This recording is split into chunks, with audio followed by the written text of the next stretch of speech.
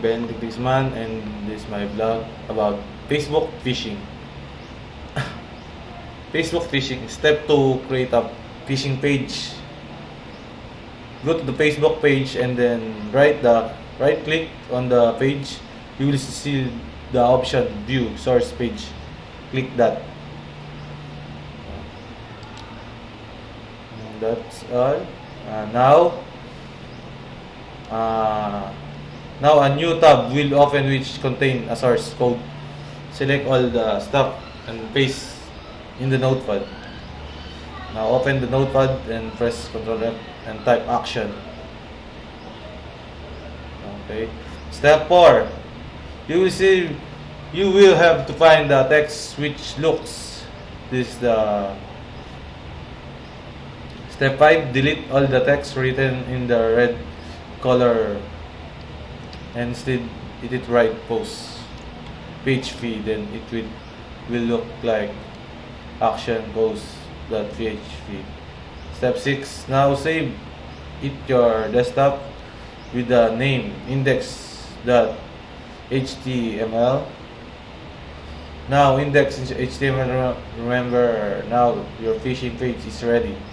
It will look like a pic given below. Step 8. You will open new notepad and then save the given data within name post.php. This is the code. Okay. We have a variable, value, location for Facebook. 9. Step 9. You have two files. Now one is in index.html and another is post in PHP. Remember, file extension is important. Now you have to upload it in web hosting site. I prefer to use the www.webhost.com or else www.my3gv.com. 11. Prepare to use www.webhost. This is the site of www.webhost. You have to make account in that matter that looks like a picture given below. Ito. Now, control panel, then on file manager. Okay, you see the www.webhost.